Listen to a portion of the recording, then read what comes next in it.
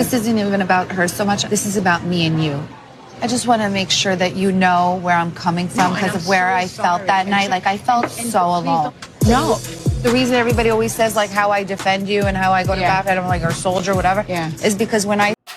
Hey guys, welcome back to my channel. It's your girl, the Brooke Ashley, and today we are here to discuss The Real Housewives of New Jersey, Season 14, Episode 11. And before we get into it, let me start off by saying that it was a cute episode. I have a lot to say when it comes to Rachel Fuda's sleepover, pajama party, but I do want to add that I'm officially at the point where I cannot wait for this finale episode.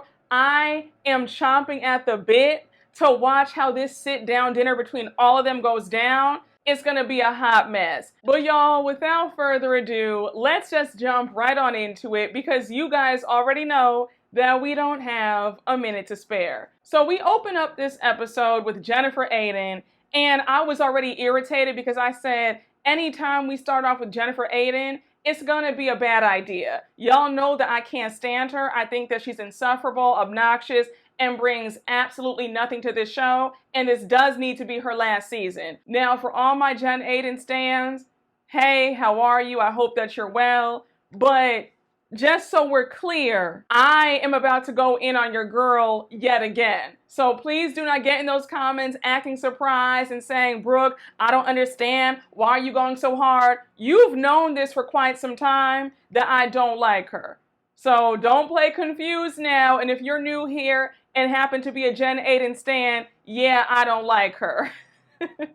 But anyhow, we see Jen Aydin out to eat with two of her brothers and her sister-in-law. So they're making small talk, and her brother, who's married, is talking about how he plans on going to Florida at least once a month because him and his wife bought a store in Naples. And you have Jen Aydin asking him and his wife, what do they think about Florida? And her brother says, well, in Florida, everything is so scattered and so spread out, unlike here. So Jen's sister-in-law says that the people in Florida are a lot nicer, unlike in New Jersey where people are more aggressive. So Jen agrees that people are way more aggressive in Jersey. And now you have the other brother asking Jen about what's going on between her and Danielle. And of course, Jen Aydin is acting like she's the victim. She's spinning it like it was all Danielle's fault. She says, well, me and Danielle got in this big fight because I called her out on a few things and then she came up in my face. And because I have such fast reflexes, I pushed her. So now her other brother wants to know, well, can you demonstrate the push? So she demonstrates the push, and I was waiting for one of her brothers to call her out and say, now, girl, you know you were dead ass wrong to push Danielle. But they didn't say anything. They just sat there and let Jen just run her mouth. I said, so nobody's going to tell Jen that she was wrong for what she did? So Jen says that Danielle smacked her upside her head with a drink in her hand. And now you have her sister-in-law saying, oh my gosh, who acts that way? How could she do that? So now they start talking to each other in Turkish, I believe, and you have Jen calling her dirt and calling her trash. Now I said, girl, how dare you call anybody trash? You're the one who started the whole entire fight. You're just upset that she won the fight and you didn't. Because had you clocked her upside her head, you would have been bragging like, oh yeah, I did it. But because she whacked you, your ego is hurt. So now you want to act like she's in the wrong and she's trash. No, ma'am. We're not going to sit up here and play these games. Because again, had Jen Aydin won that fight, had she thrown a glass at her, had she bopped her upside her head, she would be bragging till this day about how Danielle should never come up to her in the first place. So now Jen brings up Teresa's podcast event where she was face to face with Danielle again, and how Danielle insulted her by saying, oh my gosh, we're in a church. I'm surprised that the walls haven't burned down with you being in here. And then how Danielle said that she looked like shit on her way out. That read, by the way, in last week's episode was iconic. The way Danielle had Jen gagged, I had to rewind that part several times. So Jen brings up how all Teresa said that night was she wants Danielle and Jen to make up because they're both her friends. And Jen says that she was pissed because she doesn't tell Teresa who to make up with, and she also felt like nobody had her back. So now one of the brothers goes on to ask if Jen has spoken to Teresa since. And Jen says, well, I did tell Teresa that night, like, what the F? I shouldn't have to say anything. And then she goes on to add how she's such a ride or die for both Teresa and Dolores because that's just who she is. So we see in Jen's confessional that she's really not having it. She says that she needs to have a talk with Teresa to share how disappointed she is in her, and that something has to change immediately, because if not, her tendency to be on autopilot, to be there for Teresa, will diminish. Now, hold on, let's stop for a minute, Jen. Play stupid games, win stupid prizes. Everybody has been telling you this since the beginning, that Teresa does not have your back, and that eventually you are going to get tired of being in a one-sided friendship where there's no reciprocity. I have zero sympathy for you. The fact that you're finally coming to this realization late about how Teresa does not have your back the way you have hers, all I can do is laugh. Because again, you've been warned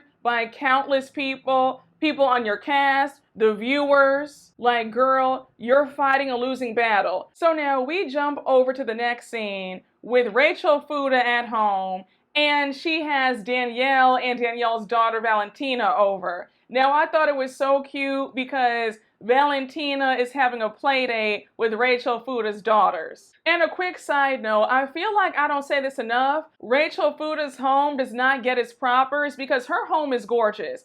And I love the playroom that she has for her girls. It is stunning, it's huge, all those toys. I know her daughters have a good time. But anyhow, as the girls are playing in the playroom, Rachel Fuda and Danielle sit down to talk. And of course, they're talking about all the mess in the group. And Rachel Fuda says, girls, spill the tea. How was Teresa's podcast event? Because I know some stuff went down. So Danielle says, well, first off, it was in a church. So Rachel says, it didn't burn. And Danielle's like, oh my gosh, girl, I said the same thing to Jen Aydin. So Rachel's like, wait, did you and Jen Aydin talk? And Danielle's like, kind of, not really. So she relays the story of what happened when they went backstage to Teresa's dressing room and how stuff popped off between her and Jen. And she says, as I got up to leave, I turned around and I said, by the way, you look like shit. So Rachel's like, oh my gosh, girl, no, you didn't. And Danielle makes a great point. She says, you can't do what you did to me and expect not to get it back. And I agree 100% because I'm petty. And if I were Danielle, I would be whacking her every chance I got. And you're gonna always get it again and again and again. Every single time. It would be to the point where Jen Aydin would not want to come around because she would know that every time we were in the same vicinity together, I would be reading her for filth about anything and everything. And she needs to be happy that all Danielle is doing is reading her and not going upside her head. So Rachel says, look, I want to get all of us girls together for an elevated pajama party / sleepover. It's going to be fun. I'm going to have a bartender. There's going to be food, games, champagne, wine, liquor, all that stuff. So Rachel says in her confessional that it's been a stressful few months for everybody, and seeing people who used to be best friends at one point now as sworn enemies, it's bizarre. So Rachel says, look, Danielle, I know that you and Jen Aydin have beef, but I do plan on inviting Jen to my pajama party. And you could tell that Danielle was not happy to hear that, but she's just like, you know what, girl, it's fine, I don't care. I'm gonna still be cool about it. And we see Rachel saying that she has no beef with Jen Aydin. She finds Jen Aydin to be funny and a great mom. Now, Rachel, I understand that you might not have beef with Jen, but personally, I would not have invited Jen. I just don't think that Jen needs to be there.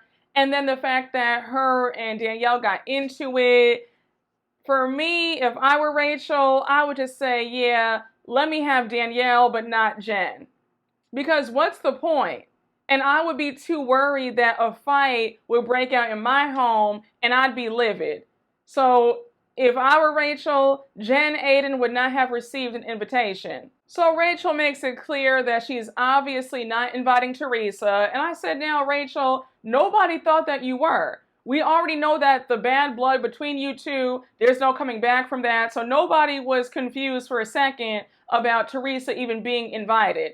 We knew that wasn't happening. So now we find out that Jackie's getting an invitation, and I said, why? Why does Jackie need to be invited? We don't need to see her there. Jackie is such a non-factor. I'm getting irritated every time we see her pop up in a scene. Jackie, I really hope that you see how foolish you made yourself look this entire season. I hope that you're embarrassed. And I really pray that season 15, we will not see any trace of you. This needs to be it.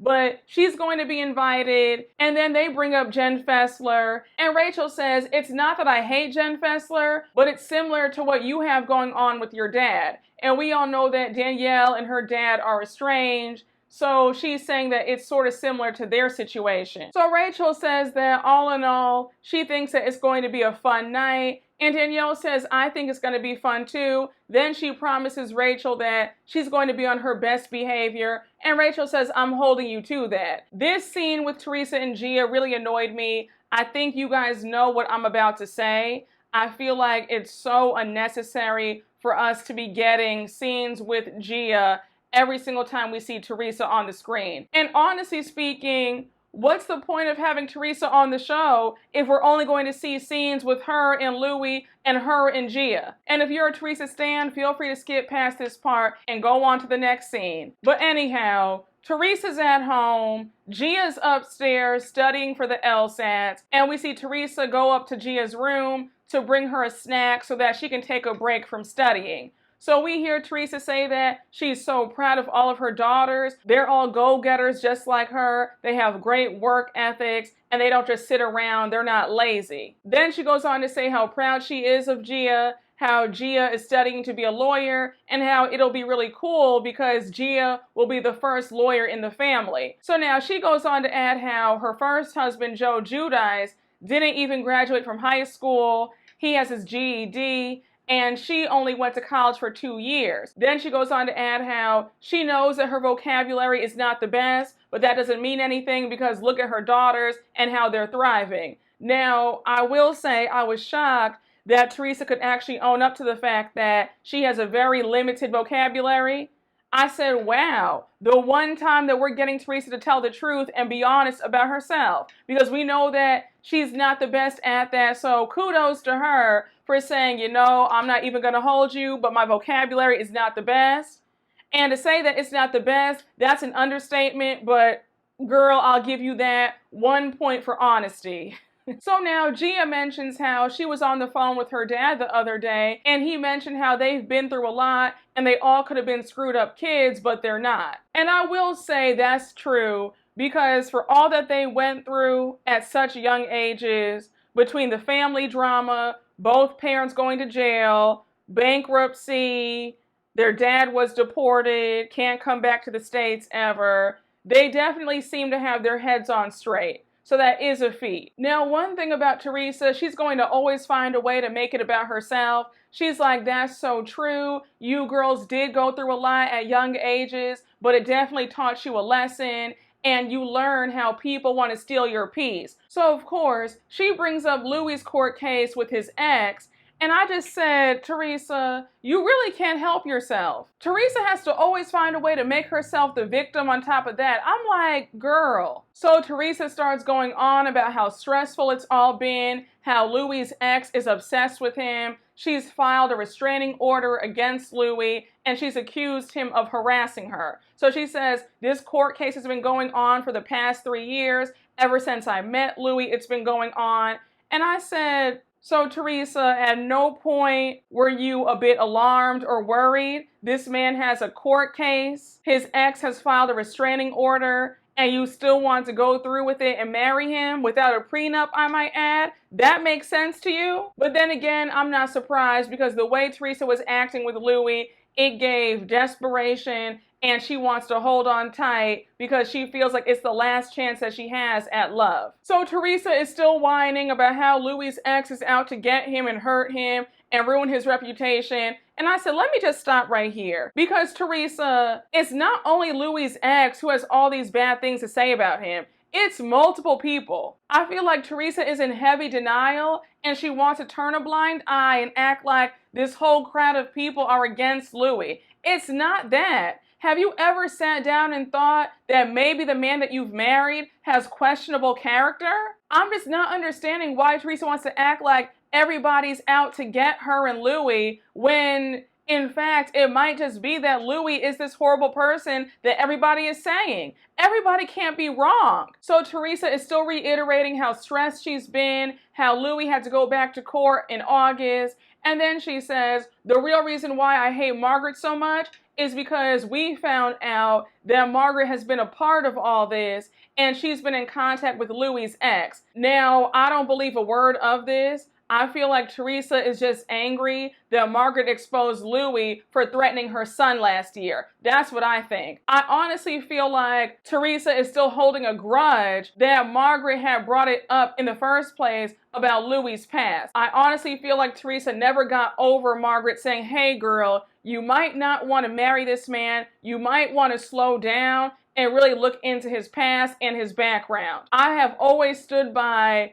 Margaret was being a good friend, being concerned for Teresa. I don't think that Margaret did anything wrong saying, hey girl, things look a bit suspicious. You might just want to hold off on getting so serious with this man that you just met. I've said it since the beginning. I believe that Louie preyed on Teresa. I think that he was asking around like, okay, where is she going to be? Because they coincidentally meet while she's out jogging. I don't buy it. I don't think that it was the stars just aligned and God sent her the man of her dreams. No, I believe that this man was preying on her the whole entire time. But again, you're desperate, so you want to blame Margaret for all of this, knowing that it's your husband who has the questionable character in the first place. So of course you have Gia running her mouth and she says, when everything gets exposed, when everything is said and done, it's going to be an I told you so when it comes to Margaret. I said, Gia, let me just say this to you as calmly as I can. If I were you, I would stay out of grown folks' business because you like to run your mouth. And then when people clap back, then you want to play the, oh, I'm a child, keep my name out of your mouth. No. If you want to step into the ring, then be prepared to fight. You can't have it both ways. And I really wish that Teresa would stop forcing Gia down our throats in the first place. So now Teresa says that the case is almost over and she wants all the women to realize how serious this whole thing is. So she's going to have her lawyer talk to all the women and explain what's going on. So now Gia brings up Jen Fessler and Jackie, Teresa's new friends, and she says Jen Fessler calls it how she sees it. She calls a spade a spade. So when she hears about this, she's going to say that it's wrong. And Teresa and Gia, all I have to say is, I really hope you guys have this same energy when you find out that you married a con man. I really hope and pray that y'all have the same smoke for Louie when you find out that you've been had. Because trust me, it's going to come out. And when Teresa has egg on her face and she has a whole, who the F did I marry? We're all going to be sitting back saying, we told you so. And I hope that you have the good sense to apologize to Margaret. Because again, Margaret was trying to help you out when you first got with Louie. So now we jump to a short scene with Margaret at home and she has Melissa and Joe Gorga over. Now the reason for this visit, she wants a tree cut down in her backyard and she asked Joe Gorga if he could do it since he used to be a landscaper before he became a builder. When I tell y'all, when both of the Joes went outside and Joe Gorga climbed up that tree, I don't know why I had so much anxiety. I was like, please be careful. Because the way he got up there so fast with the chainsaw, I was getting so nervous. But Joe Gorga is good because he cut that tree down in like 5 seconds. So as both of the Joes are outside doing that, Melissa and Margaret are talking about Jackie. So Melissa brings up how Margaret commented on Jackie's Instagram the other day, congratulating Jackie's daughter on her bat mitzvah the other day. So now Melissa makes it a point to bring up how Jackie didn't even tell anybody about her daughter's bat mitzvah. And I said, now hold on. Because Jackie, you're the same woman who is always whining and crying and having a fit if you don't get invited somewhere. So the audacity for you to not tell any of the women in the group about your daughter's bat mitzvah, I was really surprised by that. So Margaret says, look, At the end of the day, I know how to be cordial and friendly, even if we're not getting along, unlike Jen, Aydin, and Danielle. So now Melissa brings up Rachel's sleepover, and she's like, they were both invited, right? Now, as they're talking, both of the Joes come back into the house, and they had poured ketchup on Joe Gorga's arm to make it look like he cut himself with a chainsaw. Margaret saw right through it. She said, oh my gosh. She said, go in the kitchen, wash that off. Please don't get that ketchup on my rug.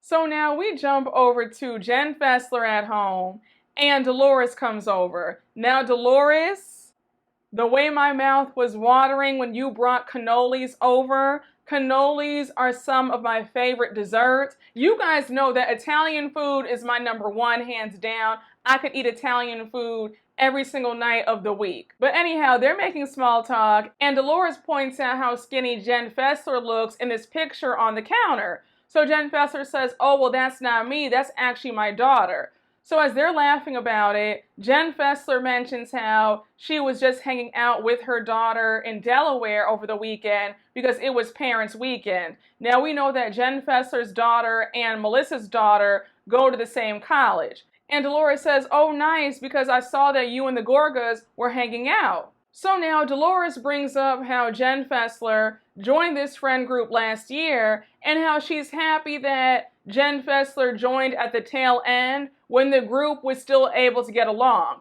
So she brings up their trip to Ireland last year, and Jen Fessler says, oh my gosh, that trip was so much fun. And then she goes on to add that she can't even imagine this group ever coming together like that again. And Dolores says, I agree, that's why I'm so upset. So now Jen Fessler says, look, Dolores, what happened after I left the podcast event? Because I left after you and Jen Aydin got into it. So Dolores says, well, here's the thing. There were a couple things that upset me in the moment. She brings up how prior to the event, when she was on her way there, Teresa called her up saying, Dolores, I'm under so much stress right now. I have so much anxiety that I feel like I might pass out. And if I do pass out, please call 911. And so Dolores goes on to say that Teresa was telling her all about the court case that Louie's in. And she said, Teresa, don't tell me anything else. I don't want to be blamed in case the details get out to the public. So just leave me out of this. But she goes on to say that this court case has Teresa really stressed and she's a shell of herself because of it. Now, in my opinion, I feel like Teresa and Louie's marriage is the definition of when you marry the wrong person and they suck your life force out. Because Teresa is going through all these trials and tribulations with a man that had all these glaring red flags when he first entered her life. This didn't have to happen. I feel like the warning signs were there. They were flashing in neon red lights, and Teresa chose to ignore them and call everybody jealous and hateful and say that they were trying to ruin her love bubble because she just wants to be married so badly. But I honestly feel like I'm not surprised that she has this much anxiety and stress because that's all Louie is going to bring her going down the road. And Dolores says, because of that call, I was worried about Teresa. So when Jen Aydin started screaming in Teresa's face, I said, Jen, don't take it out on her. That's why I got upset. So Dolores goes on to say that that's how she would talk to one of her sisters and how she's a tough love person. So Dolores gets off of that and she says, well, anyways, what's going on with you and Rachel Fuda? So she wants to know if Jen Fessler has reached out to Rachel since Melissa's fashion show. And Jen Fessler is so over talking about Rachel Fuda. She sighs and then she says, after the fashion show, I did send her a text, but she did not text me back. So then she goes on to say how annoyed she was when Rachel Fuda sent out the invitation to invite all of them to her sleepover pajama party. So she says she texted her back saying, hey, Rachel, I'm not going to be able to make it to your party. So she says that Rachel texted her back saying, I hope this doesn't have to do with me not responding back to your text. And Dolores jumps in and says, that's exactly why. And Jen Fessler agrees. Now, hold on. Rachel Fuda, I understand you being upset with Jen Fessler, but you're delusional to expect Jen Fessler to want to attend your party when you paid her dust a few days ago via text. So Jen Fessler says that she's aggravated, and now Dolores jumps in and says, honestly, you guys are in two completely different stages in life. I don't know why you guys need to be that close anyway. It doesn't make much sense. And I can understand that because Jen is a lot older than Rachel Fuda. Her kids are grown. Rachel Fuda's kids are very young, so they don't really have that much in common. So I do understand why it's like it's not the end of the world if their friendship dissolves or just turns into casual social acquaintances because they don't have that much in common in the first place. So now Dolores pitches an idea for her and Jen Fessler to have a last-ditch effort to bring all the ladies together. She suggests that they all go on a trip, and she says it's not going to be a vacation, but a retreat. That way we can all try to talk it out, try to work this out, and let's all come to some common ground where we can all be in the same room together without there being a fight. Dolores goes on to say that somebody in this group needs to be the adult or the mentor, and that what bothers you at 30 is not going to be what bothers you at 40 and 50, and that it's time for everybody to grow up. And I said, now Dolores, that's nice and all that you want to bring the group together, but this group is beyond repair. People have put hands on each other, the accusations flying around. A retreat is not going to help things. So I think that it's a bit delusional along with wishful thinking to think that a 2 or 3 day retreat is going to cure everybody of their issues. It's not. But Jen Fessler is in agreement that a retreat might be good for everybody. She goes on to say that Dolores is a wise woman. And now Dolores says, well, since we're talking about it, text Rachel Fuda back right now and tell her that you're going to go to her party. Jen Fessler was so annoyed. She was like, all right, girl, if you say so. She picks her phone up and says, hey, Rachel, it's Jen. I would love to come. I can't wait to see you. Sounds like fun. Now, the way the trailers really gassed up this scene between Teresa and Jen Aydin, I was like, okay, this is it. Jen Aydin is about to light Teresa up for how Teresa is not there for her. And this whole entire conversation felt like a letdown. Jen Aydin folded so fast, but I'm not surprised because when it comes to Teresa, Jen Aydin has always been afraid of her. But anyhow, Jen Aydin and Teresa meet up for lunch to discuss what went down the other night at Teresa's podcast event. So at first, it's a bit awkward. They're making small talk. I think Jen Aydin compliments Teresa's hair color. She's like, oh my gosh, I like your hair. It looks good. Then you have Teresa complimenting Jen Aydin on her Louis Vuitton necklace. And now they finally get to the real issue. So Teresa starts it off and she says, sorry about what happened last night. And Jen Aydin says, she just ripped me a new asshole and nobody said anything in my defense. And I noticed that every time Teresa is called out, she gets nervous and she starts stuttering just like Sheree Whitfield from Atlanta. So anyhow, Teresa's like, well, I'm sorry. I was shocked, but I wasn't about to be fighting with anybody. And Teresa reiterates that she was not about to ruin her special night by fighting with Danielle because who knows how Danielle was going to react. And I understand that. And the way Danielle hit Jen with that 2-piece at her home a few nights ago, Teresa said, I'm not trying to get bopped upside my head at my own event, so let me be quiet. So I get it.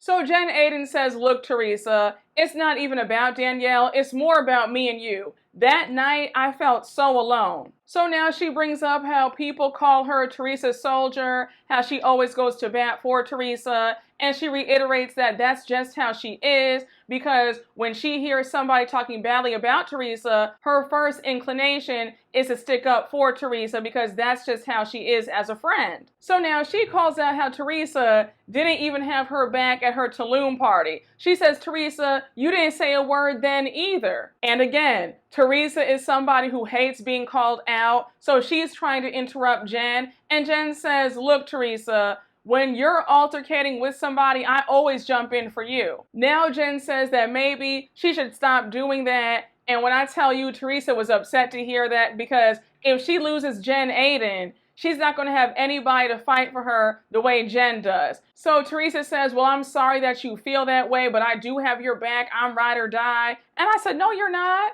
Teresa, why are you telling lies? That's not the truth. We can run the tapes back. You have never had Jen Aydin's back.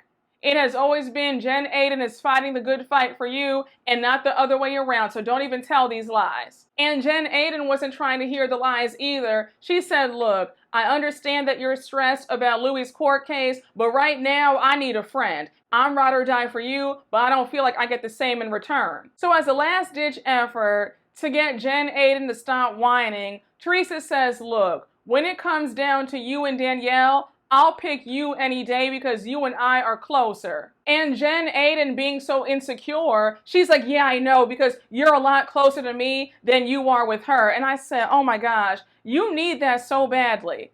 Like, it's evident that Jen Aydin has to feel that she is the closest person to Teresa in order for her to get out the bed each morning. Like, her self-esteem and her self-worth is predicated to knowing that Teresa likes her the most out of everybody that Teresa knows. But now Teresa starts talking about her court case and how it's taken up 6 months of her life, how she can't wait for it to be over, and she can't wait to air everything out. And you know what I can't wait to see? I can't wait to see Jen Aydin off this show and for Teresa to realize that she married a con man. But that's just me. So now we get to the last scene of the episode, and it's the night of Rachel Fuda's pajama party. When I tell you, Rachel, you did that. Like I've said before in past recaps, I think that Jersey always throws some of the best parties and events. Everything is always flawless. The decorations, the food, the drinks, chef's kiss. There is money being spent. I love the flower wall that she had with the neon sign. She had the bartender there. Everything looked phenomenal. The food, Rachel, I need you to invite me to an event, please. That food looked amazing. Again, y'all already know that my mouth was watering. It's watering right now. And the way I'm about to order some Italian food the minute I'm done with this recap. So the first guests to arrive are Margaret, Jackie, and Melissa. And then we see Dolores come on in. Now I have to say, with all the bad blood between Jackie and Margaret, I was surprised to see them all pleasant with each other. They gave each other a big hug and kiss. I said, okay. But again, say what you want about Marge.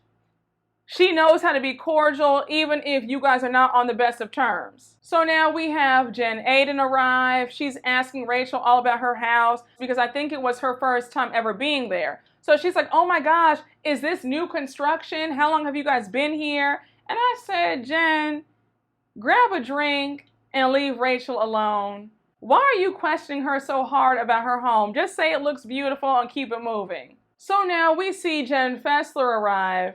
And the minute Jen Fessler walked through those doors, she was already tense. Because when she said hi to everybody, it was very dry. She's like, hi guys, how are you? You can pick up on it. And I said, look, Jen, I understand that you're hesitant about going to Rachel's party, but you're already here. So let's pick up the mood, put a smile on your face, and let's not. Because one thing about me, if I invite you to my home, if I invite you to an event, you need to be in good spirits. And if you can't put that to the side and be in a good mood, then don't come. Again, I understand why Jen Fessler had reservations about coming, but you're already there, so suck it up and be in a good mood. So Jen Fessler says in her confessional that she's hopeful that she'll have fun and how she's cautiously optimistic. So now we see Rachel and Jen Fessler go off to the side to talk and hash out their issues. Honestly and truthfully, I said let this be the last conversation that Jen Fessler and Rachel Fuda have about why they're upset with each other, because honestly, I'm tired of hearing about it. So Jen Fessler says, look, I have nothing left in me to fight with you. And Rachel Fuda says, same, I don't want to fight with you either. So Jen Fessler says, look, Rachel, I was defending your husband, you know that. And Rachel Fuda says, I understand that, but I wish you would have pulled me to the side versus talking about it amongst the group. So Jen Fessler acknowledges that, and then she says, what hurt me was when I texted you and you did not respond back. So Fuda owns up to the fact that that was shady of her to do that, and she says, I'm sorry for making you feel disrespected or disregarded. That was not my intention. So Jen Fessler accepts her apology, and then she apologizes for crossing a boundary. So they hug it out and they're all good. And I said, thank you, God, because I could not go another episode hearing Rachel Fuda and Jen Fessler whine and complain about the issues in their friendship. But Jen Fessler does say in her confessional that the toxicity of the group is contagious, and her and Rachel caught it, and that's why they got into this stupid fight, because she knows that Rachel Fuda loves her, and she loves Rachel Fuda. And I said, Jen Fessler, in all seriousness, I think the real issue was you playing both sides. You're trying to be the peacemaker, and you're also trying to be friends with everybody. That's where all this stemmed from. So we see that Rachel Fuda has hired a lipstick reader, and Melissa's like, are you a psychic? And the lipstick reader says, no, I would like to think of myself as an intuitive empath. So as she's reading all their fortunes, she low-key shades Margaret unintentionally. She pretty much calls Margaret old. Margaret was like, well, damn. Now, off to the side, we see Jen, Aydin, and Jackie talking.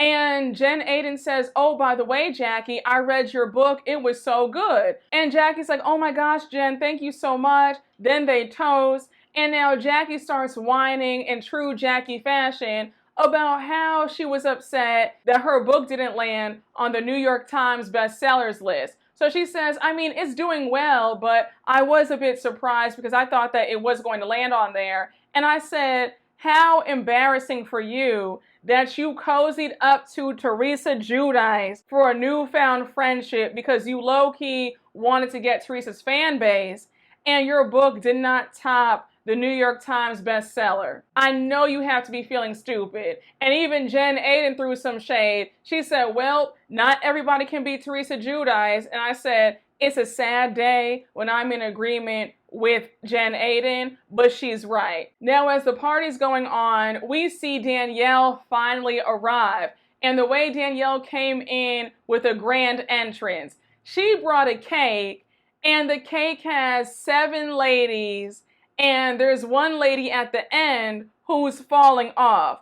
So they all see the cake, and Margaret says, wait, is that lady being pushed off? Is that supposed to be Jen Aydin? So you have Jen Aydin making faces, and Danielle says no comment. So now you have Jen Aydin saying, well, it doesn't matter because I wasn't going to eat that cake anyway. I said, girl, shut up. And I was here for the pettiness. I said, Danielle, whack her every single time you get a chance. I'm gonna just scoot on over and let you whack him. Get him again. Get him for me. So now we see them playing some games. They're doing a fruit roll-up challenge. Whoever eats their fruit roll-up first wins the game. Jen Aydin ends up winning. She makes a joke saying that this time she swallowed. She doesn't usually do that because her husband eats a lot of spicy foods. Now, the way you were always complaining about how Bill does not spend enough time with you, he's always in the pool house, I'm surprised that you guys do anything at all. Because when you guys first joined the show, I distinctly remember you talking about how your sex life was in the toilet. But now they sit down to eat and have some girl talk, and Margaret says, let's play a game. Let's play, how do you know when your man wants sex? So they're all going around the room, and Dolores says, well, I know when Paulie wants sex because every man wants sex all the time. So now Melissa jumps in and she's like, oh, by the way, Dolores, what's going on with you and Paulie? How are you guys doing? And now I think Jackie goes on to ask Dolores about the business. So Dolores says, oh, things are good. We have the office set up. Our desks are near each other. And now you have Margaret joking around saying, have you guys had sex on the desk yet? And Dolores says, no, not yet. And now you have Jen Aydin jumping in, and she's like, just milk the prostate, baby. Just milk it. That's what I do. So they were all like, girl, what? Even Danielle was like, how do you milk the prostate? Like, does it involve fingers? Like, what's going on? I have to say, it was nice to see them all get along for a few minutes. Even Dolores points out that cock is bringing them all together. And she says, had I known this, I would have hired some male prostitutes because everybody's getting along. Now, this whole sex game reminded me of last season of Potomac when they were on the trip to the DR and they were talking about sex. and everybody was getting along for the first time in ages. So when in doubt, start talking about sex, and everybody will come together for a few minutes and actually have some fun. So now Dolores says, well, since we're all having a good time, we're all in a sisterhood moment right now, let me tell you guys what me and Jen Fessler were talking about a few days ago. She brings up the whole idea of them going on a girls' retreat, and Margaret says, what kind of retreat? So Dolores says it's only going to be somewhere a few hours away, not too far. And then she adds that there's no reason why everybody is so angry at each other in this group. And I said, now, Dolores, when it comes to Jen, Aydin, and Danielle, there's legit beef there because hands were put on each other. So I don't know if you can say, well, I don't understand why people are so angry. When there's violence in the picture, that's going to be something that you never really get over, in my opinion. So now you have Jackie jump in and she says, I agree. I think that you should be able to be in a room with somebody that you don't like and still be cordial. And Dolores co-signs and says exactly, because once you're able to play make-believe, it starts to become a bit natural. And Melissa jumps in and says, yeah, I agree, because I've had to do that with Jen Aydin several times. And then it's like, oh, okay, well, I actually do like her now. And of course, Jen Aydin says, oh, yeah, I've done that with you too. And I said, girl, shut up. When it comes to you, Jen, you're jealous of Melissa. That's the real issue between you and Melissa. You want to be her. So until you get your jealousy under control, you and Melissa will never be able to be friends. So Jen Aydin goes on to ask the big question. She's like, are you going to invite Teresa? So Dolores says, look, leave that up to us. And Jen Fessler jumps in and says, we're working on it. And you have everybody else on board with Teresa coming. Melissa even jumps in and says, honestly, that's not a bad idea. And then Rachel Fuda even says, yeah, why not? Invite Teresa. Danielle says that she's in, and pretty much everybody has come to the agreement that they think that the retreat is a great idea. And now we see them all walk to the bar and they start taking shots. And that's where the episode ends. I thought it was a cute episode, but I do think it's funny that they're planning this retreat that we know is not even going to happen. So I'm like, we're doing all of this for what? You guys aren't going on this retreat, and we're not even getting a reunion. At this point, bring on the finale. I think we only have 2 more episodes left, so we are approaching the end. Y'all, Jersey is a hot mess, and I'm really praying that we do get a reboot, because we honestly cannot go on like this. The toxicity, the fact that we have to have separate events because some people can't be in the same room, it's just too much. But y'all, that was my recap. I hope you all enjoyed. Thank you so much for watching. For all my podcast listeners, thank you all so much for listening. And you already know what to do. Please make sure to like, comment, and subscribe, and I will see you all later. Bye.